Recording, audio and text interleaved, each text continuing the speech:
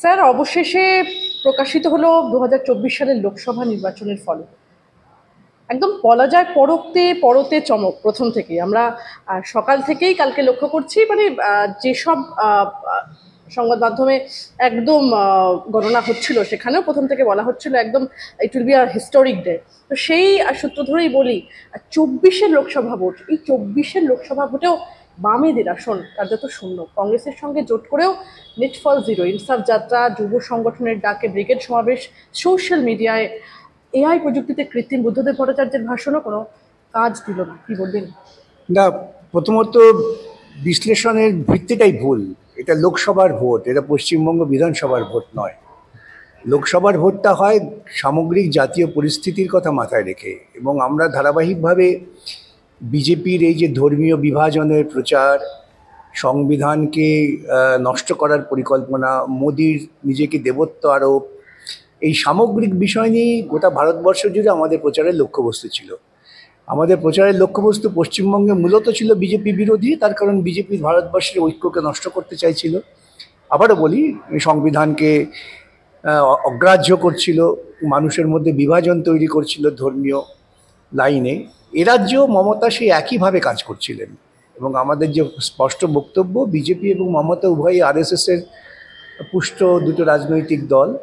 এখন মানুষ গোটা দেশের কথা মাথায় রেখেই বিজেপির এই যে ধর্মীয় বিভাজন, সেটা মাথায় রেখে ভোট দিয়েছেন, এবং পশ্চিমবঙ্গের বুকে বিভাজনটা সরাসরি তৃণমূল এবং বিজেপির মধ্যে হচ্ছে, হিন্দু এবং মুসলমান।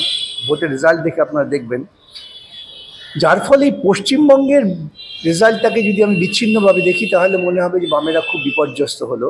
কিন্তু যদি সামগ্রিকভাবে আমি দেখি ভারতবর্ষে, তাহলে আমি বলবো বামেদের যে লক্ষ্য ছিল, যে দেশটাকে ধর্মীয় বিভাজন এবং বিজেপির এরকম উগ্র সাম্প্রদায়িকতা ও স্বৈরাচারী মোদির হাত থেকে রক্ষা করা, সেটা আমরা সফলকাম হয়েছি।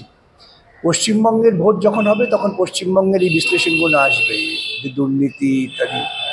কেন দুর্নীতির প্রশ্নে আমরা তো বলেছি যে বিজেপি এবং তৃণমূলের মধ্যে কোনো পার্থক্য নেই। সুতরাং মানুষ যেটুকু পার্থক্য করেছে শুধুমাত্র ধর্মীয় বিভাজনের ভিত্তিতে, এবং তাই এই পরিণতি হয়েছে। অথবা এই নিয়ে আমি খুব শঙ্কিত বা বিস্মিত কিছুই নই। স্যার, উনিশের লোকসভা নির্বাচনে বাংলায় সিপিএমের প্রাপ্ত ভোট সংখ্যা ছিল 6.3%। এবার তা কিছুটা কমে প্রায় 6% হলো। বিমান বসু এর আগে একাধিকবার দাবি করেছিলেন যে এবার বামেদের ফল যা হবে তা অনেকেই ভাবতে পারবে না, শূন্যের গেরও কাটবে বলে তিনি দাবি না, করেছিলেন। সেটা তো নিশ্চয়ই আমাদের সকলেরই আশা ছিল, আকাঙ্ক্ষা ছিল যে এবার আমাদের ভোটের হার বাড়বে, কিন্তু বাড়েনি কারণ সেক্ষেত্রে ওই ভারতবর্ষের সামগ্রিক প্রেক্ষিতটা বিচার করেই বাড়েনি। তা না হলে ভাবা যায় যে ইউসুফ খান, তাকে কে পাঠালো? তিনি সেই গুজরাটের একজন অধিবাসী, পশ্চিমবঙ্গে কখনো এর আগে আসেননি। আমি তো এর আগেও বলেছিলাম যে ইউসুফ খানকে পাঠানো হয়েছে আরএসএস এর নির্দেশে, মমতা তাকে এখানে প্রার্থী করেছেন ধর্মীয় বিভাজনটাকে প্রকট করবার জন্য, এবং সেই কারণেই অধীর চৌধুরীর মতো প্রার্থী ইউসুফ খানের কাছে হেরে যান। এই যদি আমরা সামগ্রিক ভোট বিশ্লেষণ দেখি, তাহলে দেখব ভোটটা পুরোপুরি হয়েছে হিন্দু মুসলমান ভিত্তিতে, যে কাজটা সার্থকভাবে মমতা এবং বিজেপি উভয়ই করেছে।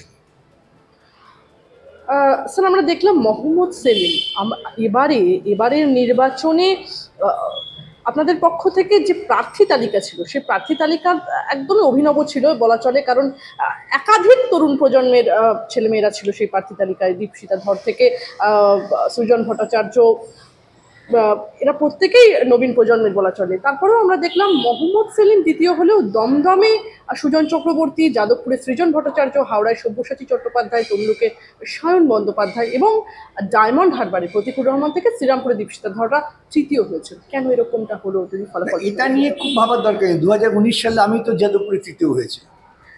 সুতরাং এই যে ধর্মীয় বিভাজনের যে ধারাটা চলছে, তার প্রতিক্রিয়াটা তো পড়েছে এবছরেও, এই ভোটেও। সেই জন্যই হয়তো তৃতীয় স্তরে এসেছে, কিন্তু সেটাও খুব আশঙ্কাজনক নয়। আমি আবারও বলি, যেহেতু নির্বাচনটাকে দেখতে হবে গোটা ভারতবর্ষের প্রেক্ষিতে, আমি বরং অত্যন্ত আশাবাদী যে ভারতবর্ষের যে ফল হয়েছে, তাতে বিজেপি এবং মোদির এই যে স্বৈরাচারী শাসনের যে সুযোগ, সেটা অনেক কমে গেল। আগামী দিনে তারা আদৌ সরকারে টিকে থাকতে পারবেন কি না, প্রশ্নটাই তো এসে যাচ্ছে। স্যার আমরা দেখেছিলাম ব্রিগেডে যে জনসমাবেশ, সেই মানে জনসমাবেশে জনসমাগম হয়েছিল চোখে পড়ার মতো। তা প্রশ্নটা বারংবার উঠে আসছে বিভিন্ন মহল থেকে যে মিটিং মিছিলে লোক হলো, ভোট বাক্সে কেন তার প্রতিফলন হচ্ছে না? মিটিং মিছিলে লোক হচ্ছে, এটা ইতিবাচক দিক যে মানুষ লড়াইয়ের ময়দানে আসছেন।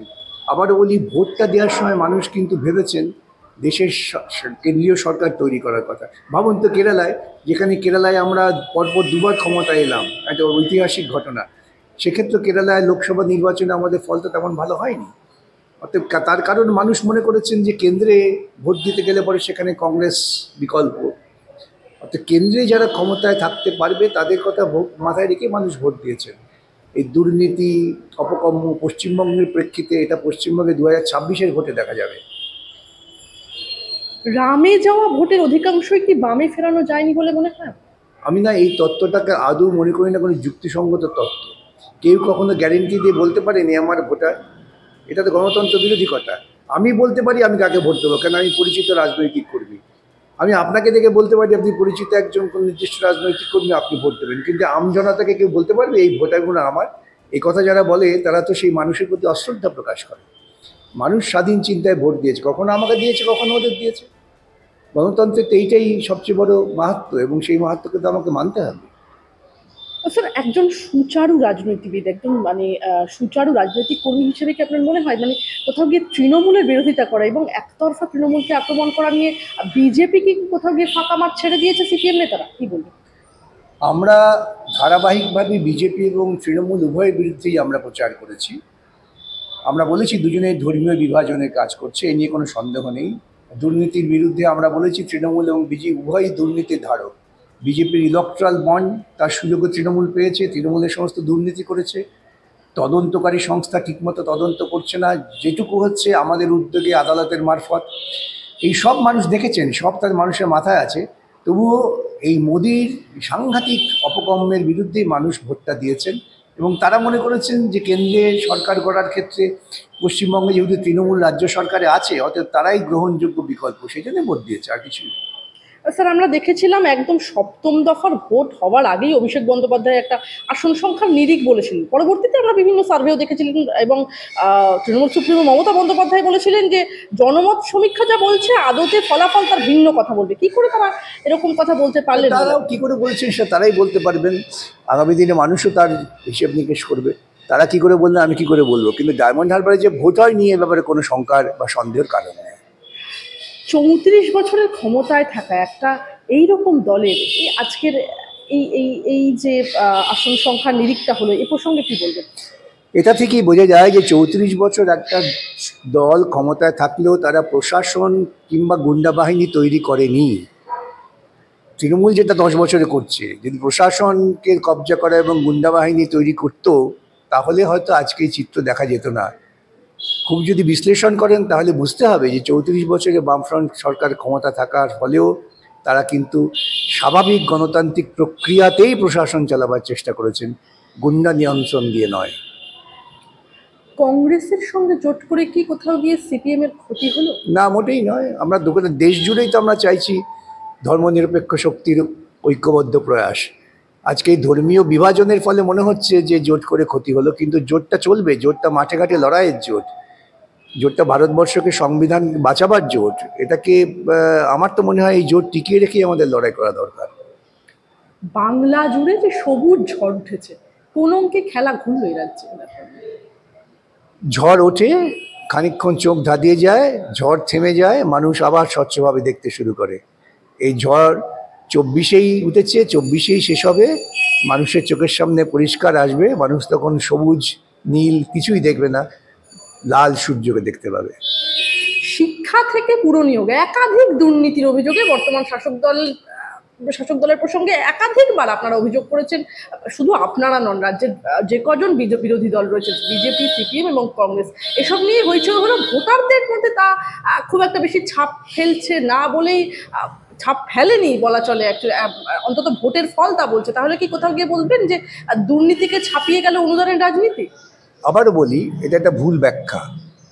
ভোটটা হচ্ছে কেন্দ্রের, এটা রাজ্য বিধানসভায় ভোট হলে তখন আমরা সিদ্ধান্ত নিতে পারতাম যে এই দুর্নীতি ইত্যাদি অপকর্মের প্রভাব মানুষের মনে পড়ছে কিনা। যেহেতু প্রেক্ষিতটা ভিন্ন, সেক্ষেত্রে এই ধরনের যুক্তিটা আমার কাছে গ্রহণযোগ্য নয়। লক্ষ্মীর ভাণ্ডারের যে টাকা তোমার শাসক দলের তরফ থেকে বা সরকারের তরফ থেকে দ্বিগুণ করে দেওয়ার ডিভিডেন্ড কি ঘরে তুললো তৃণমূল, কি বলবো? চেষ্টা করেছেন, এবং তারা শুধু এটা না, তারা যেটা ডিভিডেন্ড তুলেছেন, তারা মানুষকে টেরারাইজ করেছেন। বাড়ি বাড়ি গিয়ে বলেছেন গরিব মানুষকে যে আমাদের ভোট না দিলে লক্ষ্মীর ভাণ্ডার বন্ধ হয়ে যাবে। এই ধরনের সরকারি প্রকল্প নিয়ে ইতিপূর্বে তো বাম সরকার কখনো এইরকম অপকর্ম, এরকম কুকাজ করেনি। বাম আমলে বহু প্রকল্প ছিল, যে প্রকল্পগুলো মানুষকে ক্রমশ ক্রমশ স্বয়ং নির্ভর করে তোলার চেষ্টা হয়েছিল। বিনা পয়সায় লেখাপড়া, গরিব চাষিদের পেনশন দেওয়া, দরিদ্র অসহায় মানুষকে পেনশন দেওয়া, এইরকম বহু প্রকল্প বাম আমলে ছিল। কিন্তু বামেরা কখনো দাবি করেনি যে আমাদের ভোট না দিলে পরে তোমার এইসব বাতিল হয়ে যাবে। সরকারি প্রকল্পকে নিয়ে যারা এরকম নক্কারজনক কাজ করতে পারে, তাদের কাছে কিন্তু আগামী দিনটা বড় সুখের নয়, এটা পরিষ্কার হয়ে যাবে।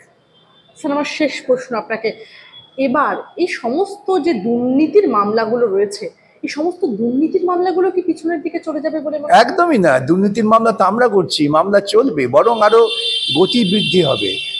এতদিন পর্যন্ত মমতা, অমিত শাহ, মোদী তারা বোঝাপড়া করে দুর্নীতির মামলার তদন্তকে রাশ টেনে ধরেছিল। আমি পরিষ্কার অভিযোগ করছি, আগেও করেছি, এখনো করছি। এবার সেই রাশটা আলগা হবে এবং দুর্নীতির মামলা আরো তীব্রতা নিয়ে চলবে। স্যার, অনেক ধন্যবাদ আপনাকে আমাদের সঙ্গে থাকার জন্য।